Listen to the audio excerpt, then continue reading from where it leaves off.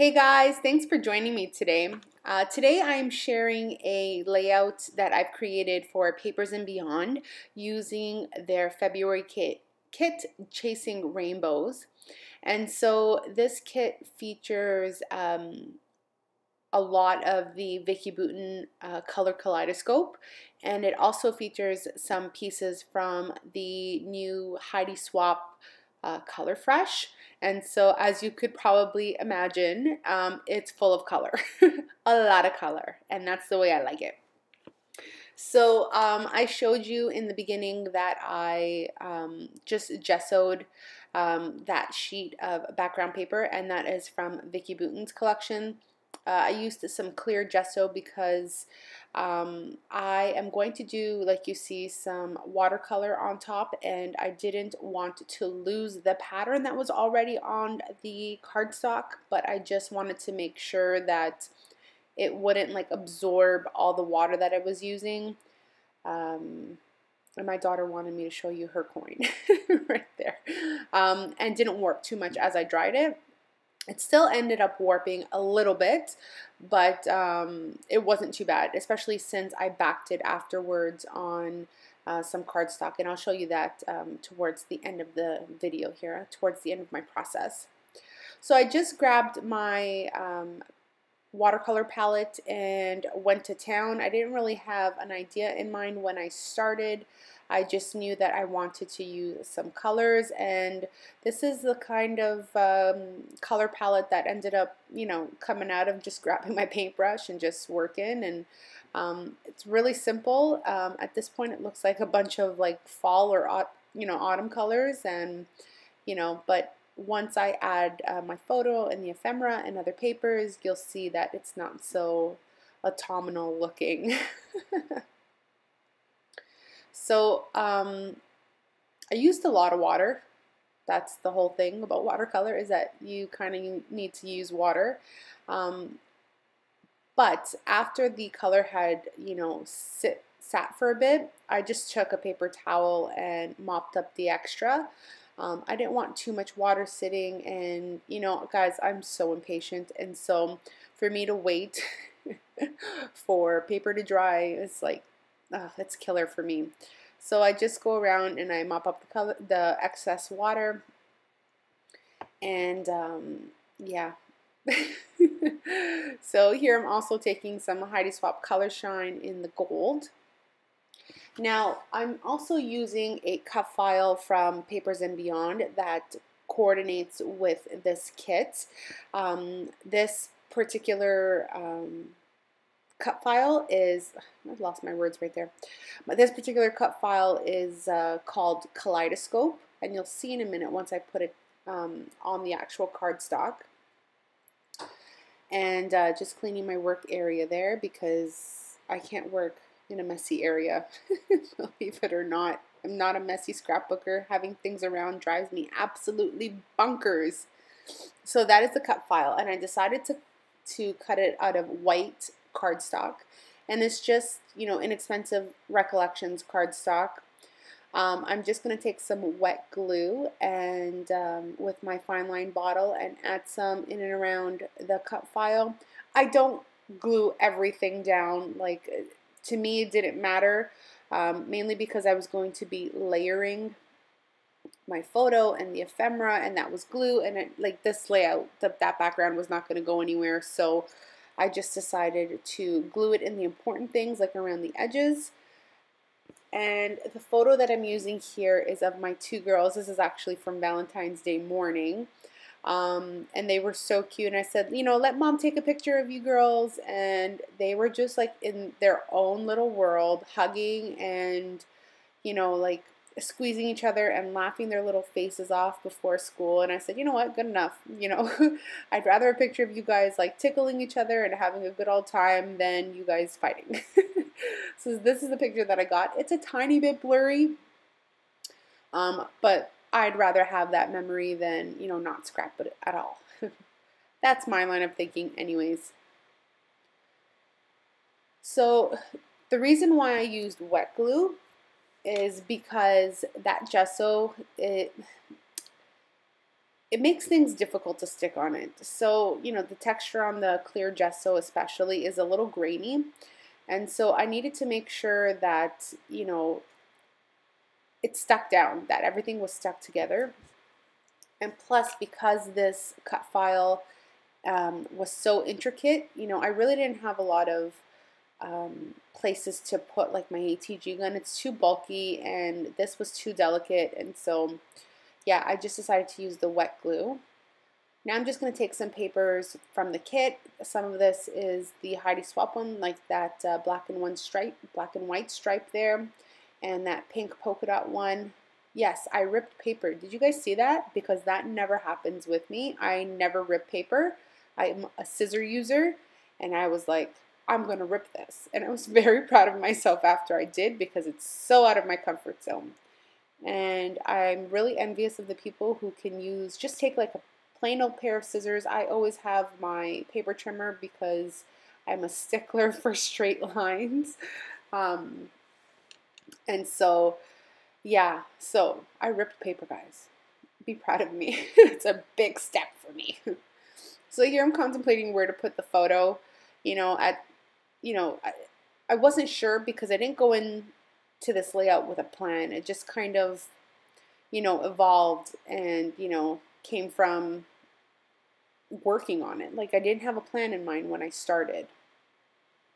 I'm taking the sticker pages here, I think it's called Sticker Book actually, from Vicky, and I took that tag and I just glued it down, and that's my my favorite thing to do with tags. I love layering them. I love tags, and I love that this book has so many, you know, different elements to it. You know, you're looking for tags, it's got it. You're looking for like labels, it's got it. It's got flowers, it's got all the things, and it's perfect.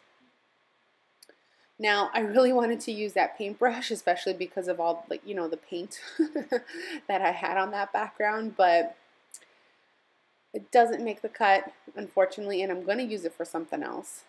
But here I'm just shopping through the ephemera pieces.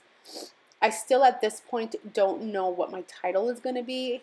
I really wanted to use that colorful, you know, die cut that's on the Thickers pack, but I couldn't think of something that was appropriate, and then the sentence that I originally wanted, there wasn't a word, and I was like, I don't know, so I teeter-tottered like for a long time before I actually came up with a title.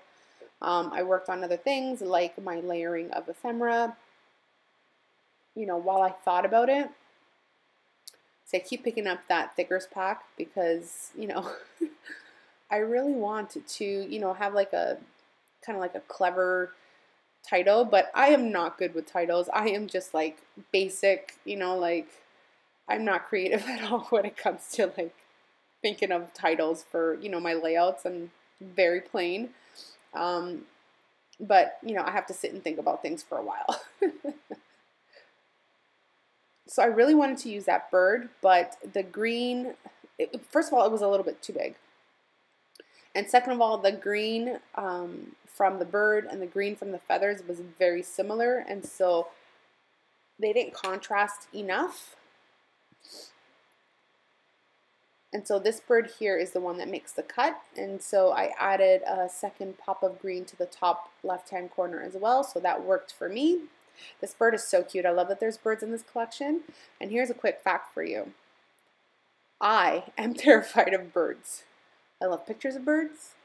I love looking at birds through my window. But God forbid a bird should come near me, I will lose my crap. Okay? Because I don't know why I'm so terrified of them. It started when I was a teenager. Like, I'm Canadian. I live in Canada. Okay? Canada's national bird is the goose, if it even is our national bird. But, like, we have a lot of geese here in Ontario. And I won't get out of my truck if there's birds, if there's especially geese, because I know those things can be vicious. Especially if you go near them, they'll attack you. They're like swans.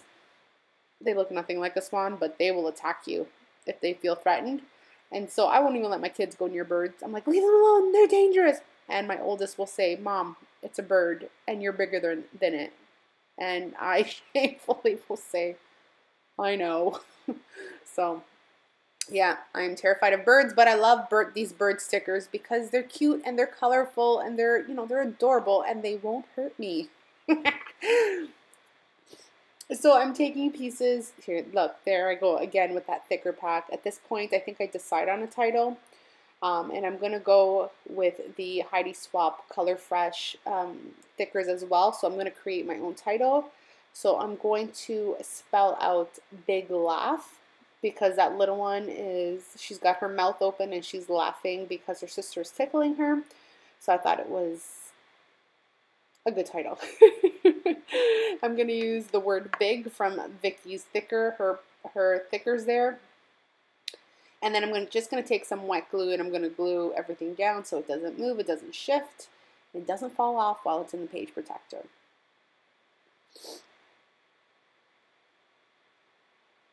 So a little bit of wet glue will just stop these guys from moving.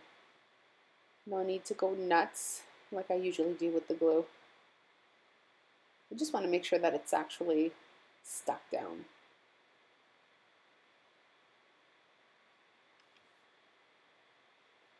So there I have my title, Big Laugh.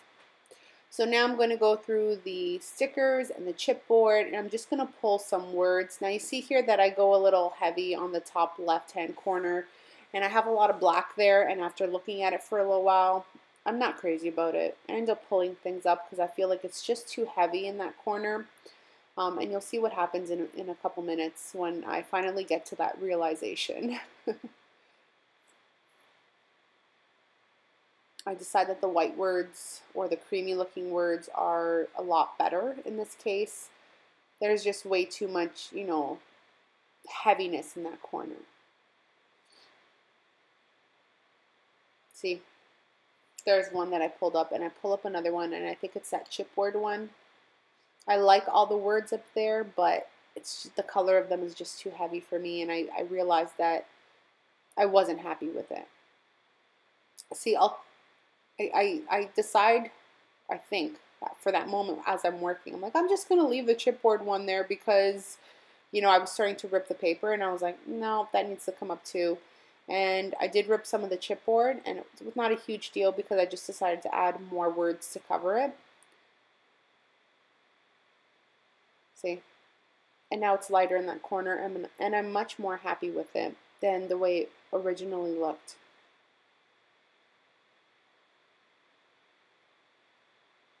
Now here's some yellow, like a buttery yellow colored thread here that I'm using. I know that it needs texture, and I know that this page needs texture and a bit of like dimension and stuff, but I don't know where I'm originally going to put this thread, and I tried to put it there in the top left-hand corner of the photo. Didn't work for me. Move it to the bottom. For me, that fits there a lot better.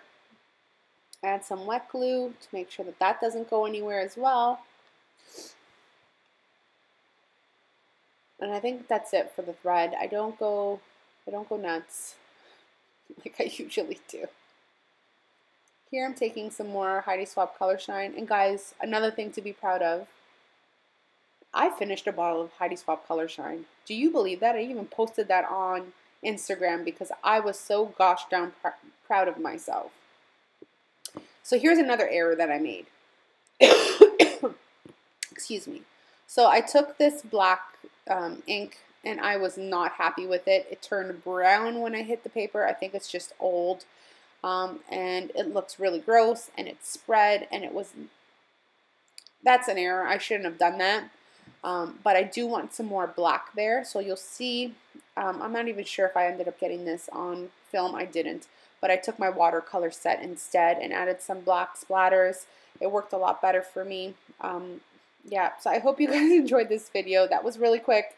I will leave the links to scrapbooks, Papers and Beyond in the description box below. Thank you guys so much for joining me, and we'll see you in the next video. Bye, guys.